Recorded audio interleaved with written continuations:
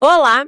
Sabe aquele livro famoso que todo mundo fala que é importante, mas que, assim, intimida só pela capa ou pelo título? Sei bem qual é a sensação. Pois é.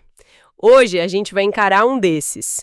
Ideias para uma fenomenologia pura e uma filosofia fenomenológica. Livro 1, do Edmund Husserl.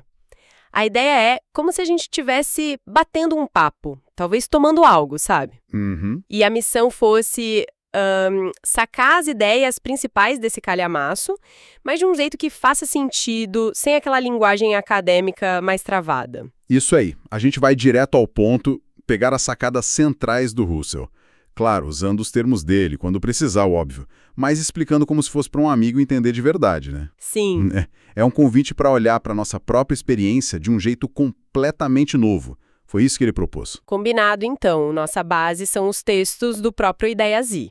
Então, bora começar a desembrulhar isso. Vamos lá. Para começar, como é que a gente normalmente leva a vida, encara o mundo? A gente simplesmente vive e aceita as coisas como elas aparecem, né? Pessoas, objetos, a rua lá fora. Exatamente, essa é a tal atitude natural. É o nosso modo padrão, digamos assim. A gente não fica questionando se a cadeira existe mesmo, a gente simplesmente senta nela. Uhum. Husserl parte daí. Ele reconhece esse nosso jeito de estar no mundo. Mas aí ele faz uma pergunta fundamental. Será que essa é a única maneira de olhar? Ele propõe um passo atrás e faz uma distinção chave. Existe o fato isso, que acontece, essa cadeira específica, este momento, e existe a essência. Essência. Tipo, a ideia da cadeira. O que faz uma cadeira ser cadeira e não, sei lá, uma mesa? Exato. É o que é fundamental de algo. Husserl usava termos como Wesen ou Eidos em alemão, sabe? Justamente para diferenciar da ideia de outros filósofos, como Kant. Ah, tá. Pense num triângulo. Existe esse que eu desenho agora, aqui na mesa, isso é o fato. E existe a essência do triângulo, 3 lados, ângulos que somam 180 graus. Aquilo que vale para qualquer triângulo possível, entendeu? Entendi. Essa essência, diz ele, a gente pode ver e intuir diretamente. Não é só abstração. Certo. E ele diz que tem ciências que estudam os fatos, tipo história ou biologia, que dependem de observar o que acontece, Isso. e outras que estudam essas essências. Exatamente. Pense na matemática pura ou na lógica. Elas não dependem de observar um triângulo específico para saber as propriedades do triângulo em si. São ciências de essências, ou como ele chama, eidéticas. Eidéticas. Ok. E o ponto interessante é que elas se conectam. Para Husserl, para entender a fundo os fatos do mundo, a gente precisa também entender as essências que organizam esses fatos. Faz sentido. É tipo conhecer as regras do jogo para entender a partida. Ótima analogia. Exatamente isso. Conhecer as regras do xadrez, essências, para entender uma partida específica, fato. Legal. E aquele termo ontologia regional? O que significa isso na prática? É um nome meio... É um pouco técnico, né? Mas a ideia é simples. Imagina que a realidade tem diferentes regiões ou domínios. A natureza física, a consciência, a sociedade, a cultura. Tá. A ontologia regional seria o estudo das essências fundamentais de cada uma dessas regiões.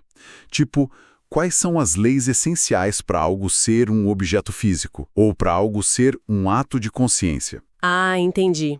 Seria como mapear as regras básicas de cada território da realidade. Isso, perfeito. Mapear as regras básicas. E as categorias que ele menciona são tipo os tijolos básicos desse mapa. Boa. Sim, são os conceitos mais fundamentais. Ele fala em categorias formais, que são super gerais, valem para qualquer coisa que a gente possa imaginar, objeto, relação, todo e parte, um e muitos. Pensa nas regras da lógica, sabe? Que se aplicam a qualquer raciocínio. Certo. E tem as categorias materiais ou regionais, que são as essências básicas de uma região específica. Por exemplo, coisa física, cor, extensão no espaço. Seriam categorias da região natureza. Entendi. Ele está tentando criar um sistema bem organizado para entender como as coisas são, tanto no geral quanto em áreas específicas. E ele não estava satisfeito com as filosofias da época, né? Empirismo, idealismo. Não mesmo. Ele criticava o empirismo radical, aquela ideia de que tudo vem só dos sentidos, porque achava que eles ignoravam essa nossa capacidade de intuir essências diretamente, de ver o que é um triângulo, sabe? Uhum. Por outro lado, criticava alguns idealismos por serem meio vagos sobre como a gente acessa essas ideias ou essências. Às vezes parecia que tudo era só construção da mente, sem um método claro para chegar lá. E o Russell queria mostrar o quê? Que a intuição da essência é uma fonte de conhecimento tão válida quanto a percepção sensorial, que a gente pode ter um acesso rigoroso a essas estruturas essenciais. Ok, então a gente vive na atitude natural, aceitando o mundo, mas aí vem a virada de chave do Russell, a ideia mais famosa dele, talvez? Colocar o mundo entre parênteses. Isso soa bem radical. E é radical. É a famosa epoquer fenomenológica, ou redução. Mas atenção aqui. Não é dizer que o mundo não existe. Não é virar cético, nada disso. Não. Não. É mais como apertar o botão de pause na nossa crença habitual na existência do mundo externo. Pause. Como assim? Pensa num filme que te prendeu totalmente. A epoquestre ia pausar a cena. Não para negar o filme, mas para poder analisar aquele quadro específico, sabe? As cores, as formas, a emoção ali presente, sem se preocupar naquele instante se a história é real ou o que vai acontecer depois. Entendi a analogia. A gente suspende o juízo sobre a existência do mundo Isso. para focar em como ele aparece para nós. Perfeito. Exatamente isso. Mas para que fazer isso? Se a gente pausa a crença no mundo todo, o que sobra? Fica um vazio. Ah, essa é a grande sacada. O que sobra não é um vazio. O que sobra é o fenômeno puro. A consciência é ela mesma. O fluxo contínuo das nossas vivências, percepções, pensamentos, sentimentos, imaginações, tudo isso. A consciência. Exato. Husserl chama isso de resíduo fenomenológico, ou consciência transcendental. E o ponto crucial, essa consciência não é uma coisa dentro do mundo, como uma pedra ou uma árvore. Não como assim? Para Husserl, ela é o próprio campo onde o mundo e todas as coisas se manifestam, aparecem para nós. É o palco onde a peça mundo acontece, digamos. Peraí. Então a consciência não é só tipo uma câmera filmando o mundo lá fora? Ou uma tela em branco? De jeito nenhum. Essa é talvez a descoberta mais importante dele. A consciência é sempre consciência de algo. É a famosa intencionalidade. Intencionalidade. Já ouvi esse termo. É fundamental todo ato de consciência perceber, lembrar, julgar, querer, sentir, está, por natureza, voltado para, mirando, apontando para um objeto. Sempre. Sempre. Mesmo quando você pensa num amigo que está longe, sua consciência está direcionada para esse amigo. Quando imagina um dragão, sua consciência está intencionando o dragão imaginado. Não existe consciência vazia, entende? Ela está sempre ocupada com alguma coisa. E aquela velha questão filosófica? A diferença entre como as coisas parecem ser e como elas realmente são. Tipo, o cheiro da flor versus a molécula química, sabe? Como Russell via isso? Ele dá um nó nisso aí. Para ele não tem essa de uma coisa em si escondida atrás das aparências, que a gente nunca alcança. Não tem. Não como algo separado. A coisa que a gente percebe é, de certa forma, a unidade que se revela através de uma série infinita de possíveis aparições ou perfis. Ele usa o termo Abschattungen, que pode ser traduzido como sombreamentos ou perspectivas. Abschattungen. Perfis. Isso. Quando olho esta caneca aqui, só vejo um lado, sob esta luz. Se eu virar, vejo o outro lado. A percepção é sempre inadequada nesse sentido. Ela nunca é total de uma vez só. Claro. Mas isso não é uma falha. É parte da essência de como percebemos objetos no espaço e no tempo. A caneca é essa unidade que se dá nessas múltiplas perspectivas. Ela é a soma, o horizonte de todas essas aparições possíveis. Então, a minha experiência interna, o meu ato de ver a caneca agora é mais certo, mais indubitável do que a existência da caneca física lá fora? Exatamente. A sua vivência agora, a percepção que você tem, a dúvida que sente, a alegria é dada de forma imediata, indubitável. É o que ele chama de imanente. está dentro da própria consciência. Imanente. Já o objeto lá fora, a que essa vivência se refere, a caneca, o motivo da dúvida, a causa da alegria, é transcendente, está além da vivência imediata. E a existência dele pode ser questionada. Ah, A existência do mundo como um todo pro Husserl é contingente. Poderíamos, em princípio, imaginar um fluxo de consciência coerente sem um mundo físico correspondente, tipo num sonho muito vívido e lógico. A certeza absoluta está na própria vivência. isso leva àquela afirmação forte dele de que a consciência tem um ser absoluto e o mundo um ser relativo. Isso soa bem idealista, não? E precisa ser entendido direito. O fluxo da consciência pura, aquilo que resta após a epoqué, tem um ser que não depende de nada mais para existir. É absoluto nesse sentido. Ele se basta. Ok. Já o mundo, a realidade como a experimentamos, só é o que é porque ele se constitui na e através da consciência. O mundo ganha sentido, o termo alemão é Sinngebung, doação de sentido através dos atos e estruturas da consciência. Doação de sentido. Mas cuidado, não é que a consciência inventa o mundo do nada, como num sonho maluco. É mais uma correlação inseparável. Não há mundo para nós sem consciência, Certo. e não há consciência intencional sem um mundo real ou possível para o qual ela se volta. A realidade do mundo é a sua validade como objeto de uma experiência possível, coerente e, em última análise, confirmável pela própria consciência. Entendi essa correlação. Ok, saquei a jogada da Hipoché e a centralidade da consciência intencional. Agora, vamos mergulhar dentro dessa consciência. O que o Husserl encontra lá em termos de estrutura? Ele fala de noesis e noema, né? Exatamente. Aqui entram esses dois conceitos que são como as duas faces da mesma moeda. Noesis, lessinoesis, e noema, noema. Noesis e noema. Pensa assim, a noesis é o ato de experienciar em si o perceber, o lembrar, o julgar, o desejar. É o lado subjetivo, o como a consciência está ativa, direcionada, o modo de experienciar. O como. Isso. O noema, por sua vez, é o correlato disso. É o objeto tal como ele é visado, significado, intencionado pela consciência naquele ato específico. É o quê da experiência, mas considerado puramente como o objeto sentido, o objeto tal como aparece para a consciência. O que enquanto aparece? Acho que preciso de um exemplo para fixar isso. Aquela história da macieira que você mencionou ajuda. Ajuda sim. É um exemplo que o próprio Husserl usa. Imagina que você está olhando uma macieira florida no jardim. Ok. O ato de olhar com sua atenção, foco, talvez um sentimento de admiração pela beleza das flores, isso tudo compõe a noesis. É o seu ato de perceber a macieira. Tá, e o noema? O noema é a macieira enquanto vista por você naquele momento, com aquelas cores específicas, sob essa luz, vista daquele ângulo, com o sentido de estar realmente ali na sua frente, ser uma macieira florida.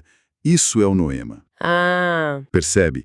O noema não é a árvore física lá no jardim. Lembra, ela está entre parênteses na epoqué. certo. Certo. E também não é só uma imagem mental solta na sua cabeça, tipo uma foto interna, é o sentido objetivo da sua percepção, é a macieira exatamente como ela se apresenta para sua consciência naquele ato de ver. É o objeto visado enquanto visado. Ah, acho que peguei. Então, o noema inclui não só o conteúdo, a macieira, mas também o modo como ela aparece para mim. Tipo, se ela é percebida como real, ou se eu tô lembrando dela como algo do passado, ou imaginando como fantasia. Exatamente, você pegou o ponto-chave. O sentido noemático inclui essas caracterizações. O ser percebido como real, o ser lembrado com saudade, o ser imaginado como possível, o ser julgado como verdadeiro, tudo isso faz parte do noema, do objeto, tal como ele é intencionado pela consciência. Nossa, que detalhe. É muito detalhado. E Husserl também nota como a atenção, por exemplo, ao se mover, modifica tanto a noesis, o ato fica mais intenso, mais focado, quanto o noema, o objeto visado ganha destaque, seus detalhes ficam mais nítidos no campo da consciência. Entendi. Essa dupla noesis-noema vale para tudo que a consciência faz. Pensar, julgar, sentir, querer, não só perceber. Sim, É a estrutura fundamental de todo ato intencional, sem exceção. Um ato de julgar, noesis, tem como correlato o estado de coisas julgado enquanto julgado, noema. Um ato de sentir raiva, noesis, tem como correlato a situação irritante enquanto irritante, noema. Um ato de desejar aquele pedaço de bolo, noesis, tem como correlato o bolo enquanto desejado, com seu caráter de apetituoso, de ser bom a comer agora, noema. Certo. Mas e a sensação crua, sabe? A cor vermelha que eu vejo, o som que eu ouço, antes de virar um objeto? Onde entra isso? Ele chama de dados iléticos, né? Isso parece importante. Boa pergunta. Russell não ignora isso de forma alguma. Ele reconhece que na base da percepção, por exemplo, existem dados sensoriais brutos, que ele chama de ilé, ou Stoff, que significa matéria em alemão. Sensações de cor, som, textura, calor, etc. Ilé, matéria sensorial. Isso. Sozinhos, esses dados não significam nada, não apontam para um objeto. São só manchas de cor, ruídos. Eles precisam ser animados, interpretados, precisam receber uma forma, pela noesis, pelo ato intencional. Ele também chama a noesis de morfê ou forma nesse contexto. Então a noesis organiza essa matéria bruta. Exatamente. É a noesis que organiza essa matéria sensorial bruta, Eile, e a transforma na percepção de um objeto com sentido. Aí sim, temos o noema completo, o objeto como percebido. Ok, noesis, noema é a estrutura básica, matéria e forma na experiência. Mas a consciência não parece ter mais nuances? Husserl fala de diferentes modos de acreditar nas coisas, tipo ter certeza, duvidar, achar possível. Isso entra onde? Sim, ele mergulha nisso também. São as modalidades dóxicas, de doxa, que é crença em grego. A base de tudo, o modo primário, é a crença simples, a certeza direta, que ele chama de urdoxa, quando a gente simplesmente aceita algo como sendo o caso, sem questionar. Está chovendo. Ponto. Urdoxa, a crença base. Isso. A partir daí, surgem as modificações. A dúvida, quando a crença vacila, será que está chovendo mesmo? A conjectura, achar provável, acho que vai chover, a possibilidade, considerar que pode ser que chova. E a negação, não está chovendo. A negação é um ato específico, também uma modificação, que cancela uma crença ou posição anterior. É um ato dirigido a uma posição. Certo. E quando a gente só pensa em algo, tipo fantasia, sem se comprometer se existe ou não, se é possível ou não, só considera a ideia. Essa é a modificação de neutralidade. É um modo muito importante. É quando a gente contempla algo, uma ideia, uma imagem, mas suspende qualquer posição sobre sua existência real, possibilidade, probabilidade. A gente não aposta nada. Suspende de novo, tipo a epoquê? É parecido, mas diferente. Na epoquê, a gente suspende a crença na existência do mundo todo para focar na consciência. Na neutralidade, a gente considera um objeto específico, real ou não, sem tomar nenhuma posição dóxica sobre ele, nem crer, nem duvidar, nem negar, nem achar possível. O exemplo clássico é a fantasia. A fantasia. Quando imagino um Pégaso voando, não estou dizendo que ele existe, nem que não existe, nem que é possível. Estou apenas considerando a imagem do Pégaso enquanto imaginado, numa esfera neutra. A arte muitas vezes opera nessa esfera, né? Nossa, faz sentido. Essa ideia de neutralidade é interessante. E como tudo isso, crença, dúvida, fantasia, se liga com o que a gente chama de razão ou verdade. O Husserl tinha uma visão bem particular sobre isso, certo? Não era só lógica formal. Totalmente. A chave aqui é a ideia de preenchimento, Erfüllung, em alemão, e evidência, evidence. Para Husserl, a razão, Vernunft, não é só um cálculo lógico abstrato. É a capacidade da nossa consciência de ter suas intenções, seus pensamentos, expectativas, percepções vagas, preenchidas por uma intuição direta, por uma experiência que apresente o objeto ou estado de coisas em pessoa, digamos assim, de forma originária. Preenchidas. Como assim? Dá um exemplo. Imagina que você ouve um barulho estranho lá fora e pensa, será que é o gato arranhando a porta? Essa é uma intenção meio vaga, vazia, de intuição direta naquele momento. Ok. Se você vai até a porta e vê o gato lá, arranhando, essa percepção direta, essa visão do gato em carne e osso, ou pelo e osso, preenche a sua suspeita inicial. Há uma coincidência entre o que você pensou e o que você viu. Ah, entendi. A experiência confirma a ideia. Isso. A evidência é justamente essa experiência de coincidência, de encontro perfeito, onde a intenção é confirmada pela presença intuitiva e originária daquilo que era intencionado.